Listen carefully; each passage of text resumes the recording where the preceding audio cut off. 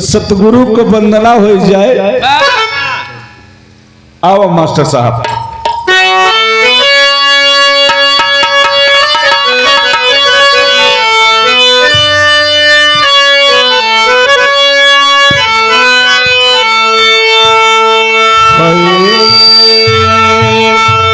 मोरे रामा समरिया रे हे भोले जोगिया हो राम।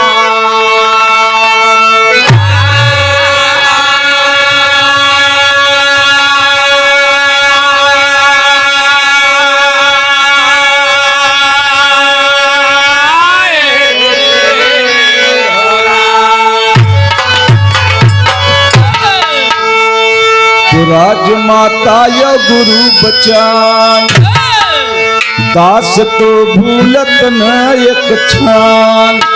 सोवत जागत सुमिरी तू ही निरंकार।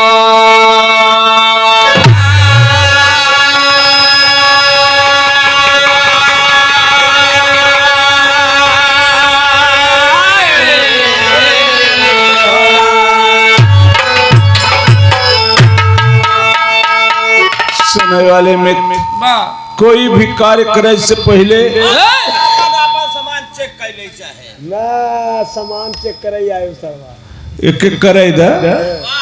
खैर समझदार बा। सामान का मतलब है अपन माई हारमोनियम नगाड़ा का डंडा वाला लमका। खैर समझदार बा। बड़े भाई जरा दोस्तों दो लाइन मंगलाचरण का भाव है लाल जायदा। मास्टर साहब बड़ा लेट हो चुका वो चीज। आदि अंत और मध्यम व्यापक सदा सदा हो तू निरंकार। चरण कमल पे पूर्ण सतगुरु करता है प्रणाम।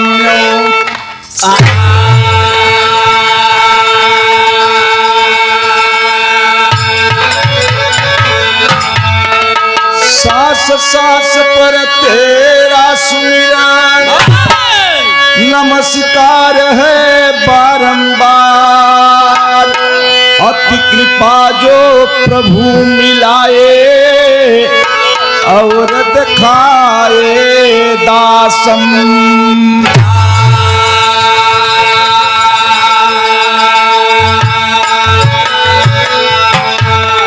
परम पिता परमात्मा कण कण तेरा बार।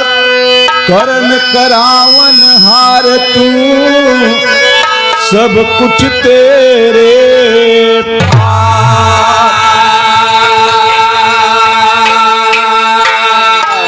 अंग संग तुझको देख के दास करे अरदास।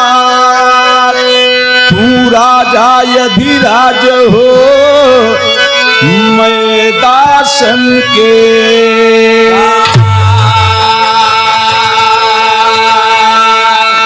एक तू ही निरंकार।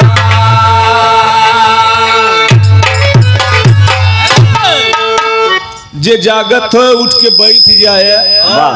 यह बरे कि जैसे लड़की या दुल्हन रहे खूब श्रृंगार कैले काजर लगाए ले लिपस्टिक लगाए ले सिंदूर पहन ले और दुल्हा परदेश रहे तो का नगद लागे ओके। जब तक खवैये नहीं बा तो बिरहिया बड़ा नगद हो। जब सुनवैये न रही तो गवैया गई ही का। यह बरे जे भी जागत है उठ के बैठ जाबा तो हमारा सबको मतलब सीटी न दे भैया। मतलब इन्हें सब देख के गौब देखा ही आए हैं। बड़े भाई तो कोई भी शुभ कार्य करे से पहले कोई राम का पुजारी कोई श्याम का पुजारी। राम का पुजारी सरवा के देखे बड़े भाई खैर पूरी पार्टी का ये हमारे मास्टर साहब जो है हारमोनियम बजावत है उनकर इशार या थोड़ा सा ज्यादा बोलत है। बड़े भाई अब मास्टर साहब लय बने के सतगुरु को आराधना वंदना बात क्षण मात्र के लिए थोड़ा सा भक्ति भाव में अब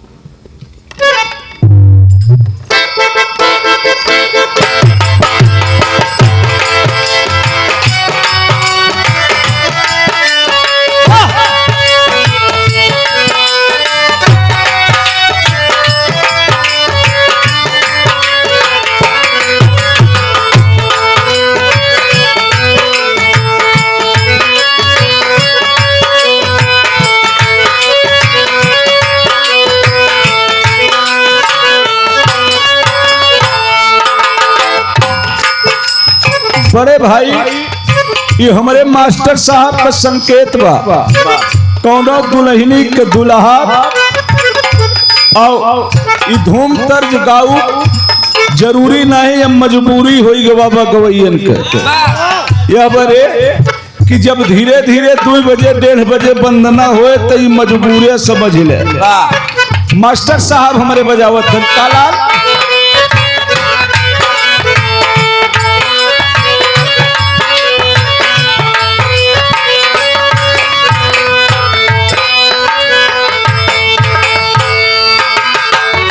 आइल गरमिया के दिन हो यही हो दिन हो राजा दुनिया डोलाइदा आइल गरमिया के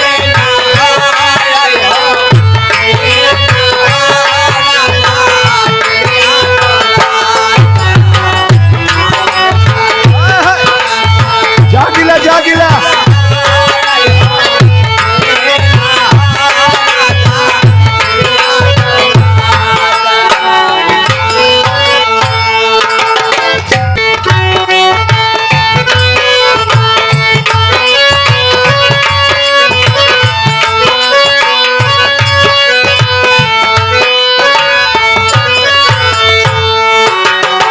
सतगुरु सत के दे खाए हो अब दे खाए हो मोरे बाबा जी जोगिया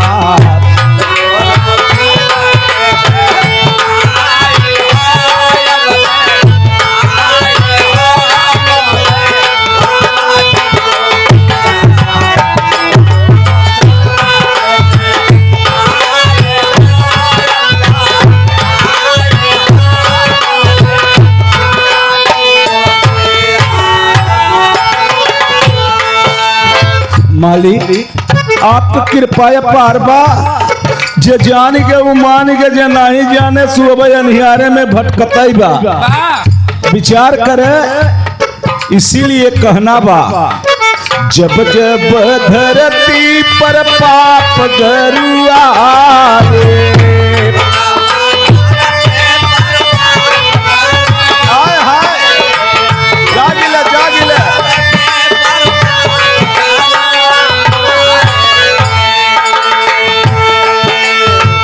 मनुज शरीर धई के प्रभु तब आए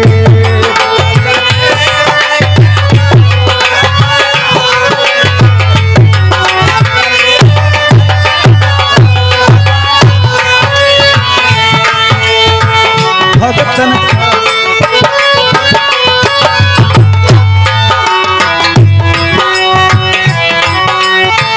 संतन कभी गरीबा नाये हो अब नाये हो मोरे सतगुरु संवरिया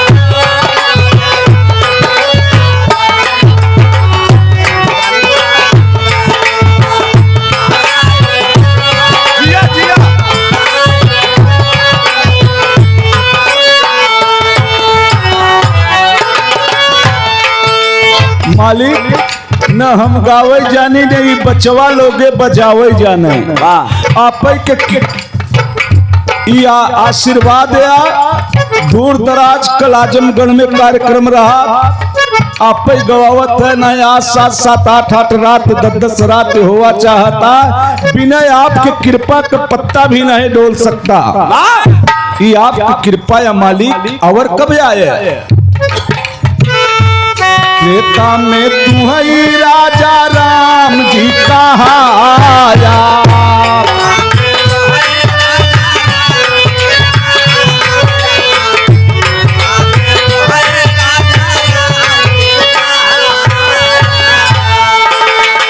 शिवरी के घर जा पाई झूठी खाया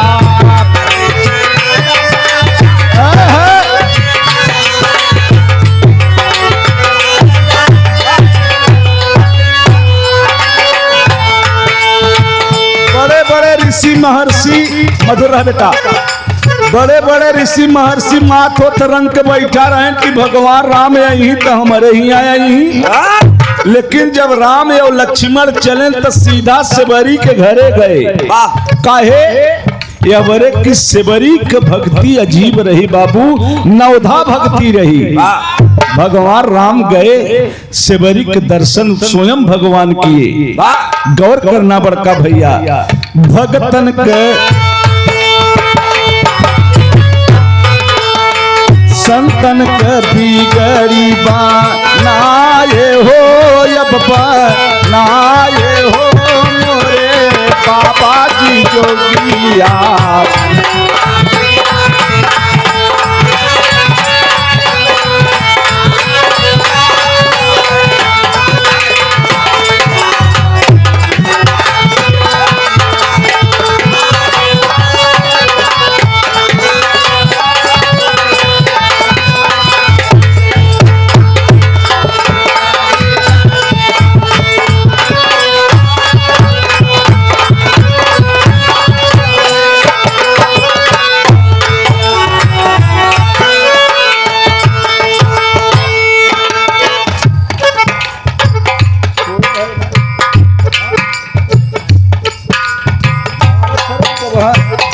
बड़का भैया और कब आया द्वापर में तू हई दया बनवारी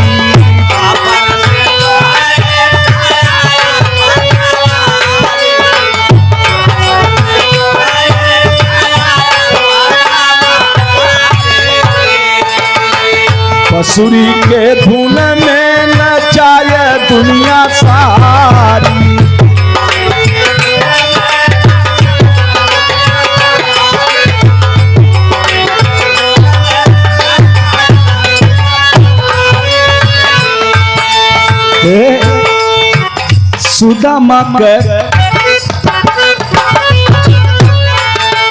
सुदामा के गरीबा नाय हो अब नाय हो मोरे सतगुरु संवरिया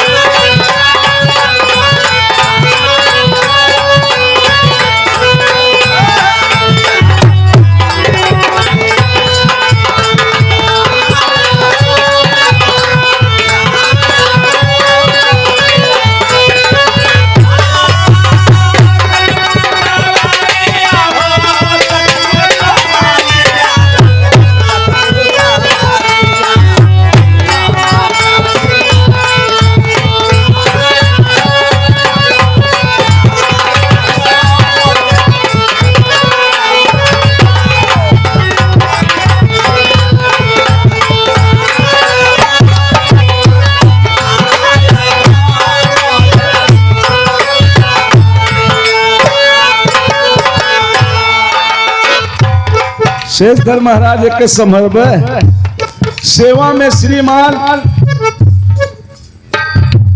लड़की के मौसिया कोटवा के धरती से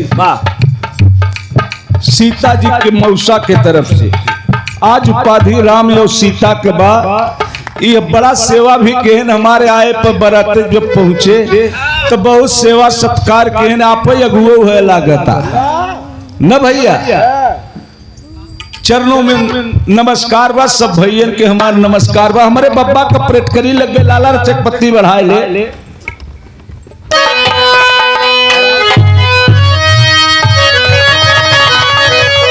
हाय नैनवा में राम बस गए।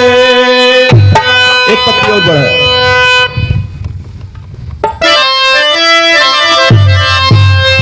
हाय नैनवा में राम बस गए। राम राम राम राम यार मोरे राम नैनवा में राम बस गए।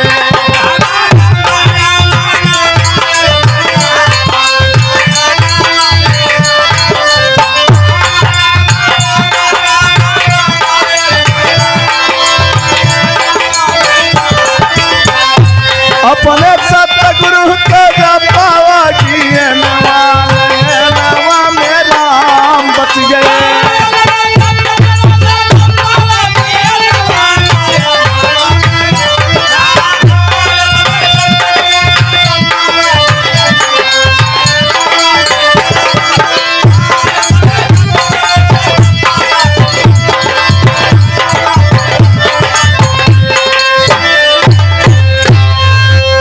सुनने वाले मित्र जब सतगुरु का ज्ञान पावा तब समझ पावा कि हम दुनिया में अब आवा है। बड़का भैया निराकार में सकती भारी।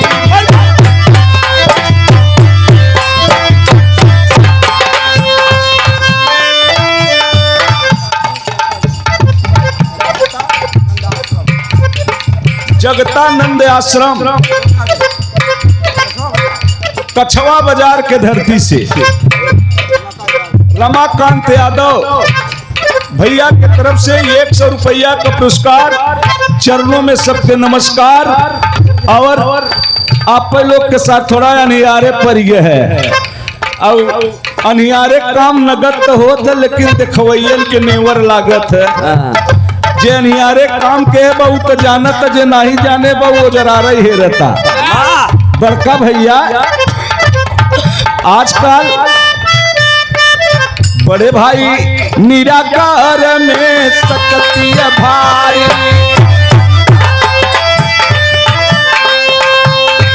कहीं कदा पुकारी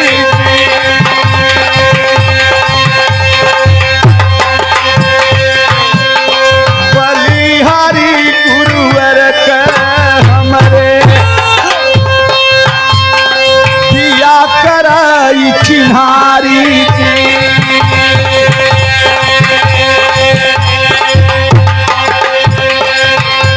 ए भैया बिना पहचान का काम जिन करे नहीं धोखा खाबे।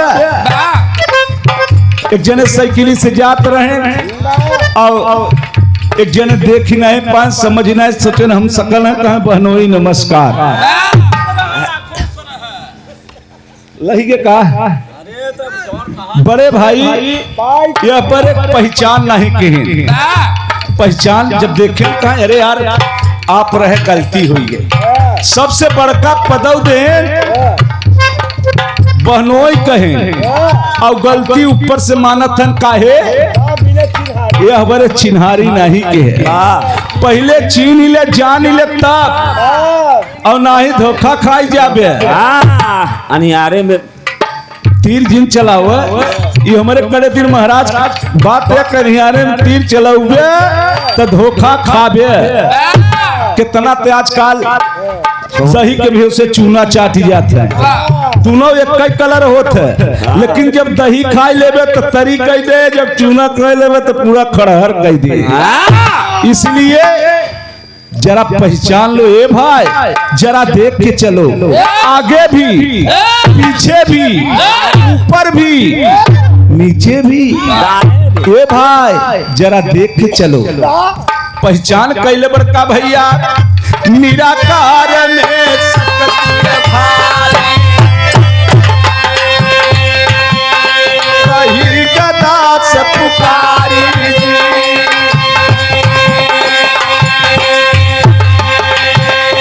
बलिहारी गुरुवर के हमरे चिन्हारी जी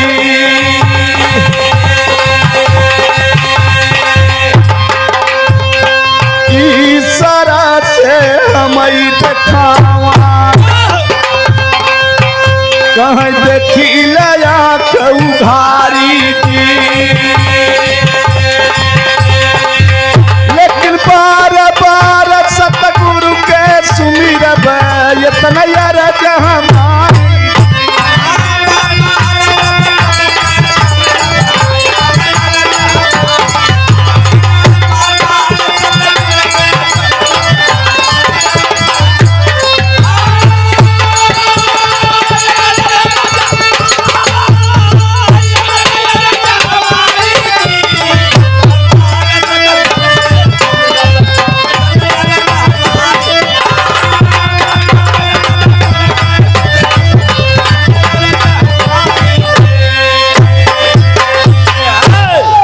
सरवा फूट जाए तो आज का बजाए तोरे समझ में नहीं आवता कि थोड़ा सा सब्र कर। सेवा में श्रीमान दुल्हे बादशाह के पिताजी कमलेश भैया के बुआ के लड़के अनिल भैया ना भैया ये 501 रुपया का पुरस्कार भैया के प्रणाम। सब भाई के नमस्कार। आप लोगन का प्यार दुलार दास जब आए तब सरैया रामपुर सवाई रामपुर के जनक महाराज के धरती से कहें भैया बिरावा तोर सुने बड़ा बड़ा देर से लाला ही थे हम का कुछ देर डीजे के मजा ले ले बड़े भाई कौने बगिया का फूल या समय तो बहुत ज्यादा हो गया बाबा बड़ा कुछ इरादा भी रहा लेकिन समय ज्यादा हो गया तो इस बाबा का बलिहारी इस बाबा का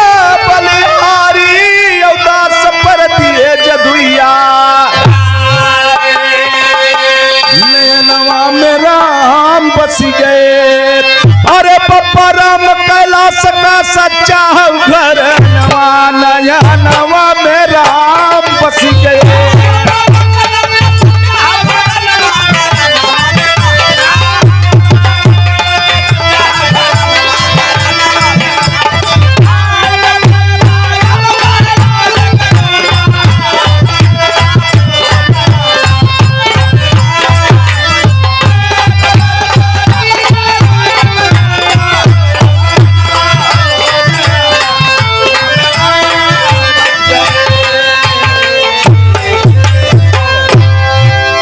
सेवा में श्रीमान हमारे सर्वेश कुमार बड़का भैया ये दुल्हे बादशाह के भाई साहब मामा दुल्हे बादशाह के मामा के तरफ से 100 रुपया का पुरस्कार। चरणों में प्यार भरा नमस्कार। सब भैयन के नमस्कार बा बड़े भाई। बहुत सुंदर बिरहा सुनाई के मिला आप लोगन के हरिश्चंद्र के बारे में। खैर आप वेद में लबेद है बाबू हम वहाँ पर कम टिप्पणी कलाकारों से ऊपर भाई आप तो जानत हम बहुत कम करी थे लेकिन जहाँ तक हमके भी मिला बा हरिश्चंद्र का दुल्हन का क्या नाम रहा मास्टर साहब शेषधर महाराज तारा नाम रहा। खैर जे जहाँ से पाए से अपन वहाँ से पेश के अच्छा होए जो भी हो। एक हम प्रसंग याद आई गए दुल्हे बादशाह के राम का बियाह ओहर आप राजा हरिश्चंद्र के बियाहे के बारे में सुना। पारंपरिक डबल अर्थ लेना बियाह में अगर आनंद नहीं आए तो मनोरंजन का मतलब होता कि मन उत्साहित हो और जब गवैया का मन नहीं उत्साहित ऐसा न रहे कि पंडित जी कथा सुनावत रहे 50-60 जने बैठा रहे कहें खूब बढ़िया भरपूर ऐसे रहा महफिल। पंडित जी कथा सुनाओ लगन का करे सत्यनारायण का कथा हो रहा है अब बढ़िया सुनावत रहे ओमन से 10 जने उठ के चल दे। पंडित जी कहे सबसे बढ़िया कथा का सुनवैया तू ही सबे रहे जो 30-40 बच्चा रहे। फिर आखिर मुंह के कहे मुंह में से चला गए बच्चे ने एक जने कहा अब वही की सही भक्ति तोहरे अंदर समाये तुहन भर कथवा सुनते ही है। कहा ये महाराज हम कथा नहीं सुनत है हमार चटैया देते तो हम अपने घर चली तोहरे कथवा बरे हम नहीं बैठा है तो यह बरे समय के देखते हुए अगर मनोरंजन न पहुँचे तो आप लोग कहबे अरे यार बेकार बका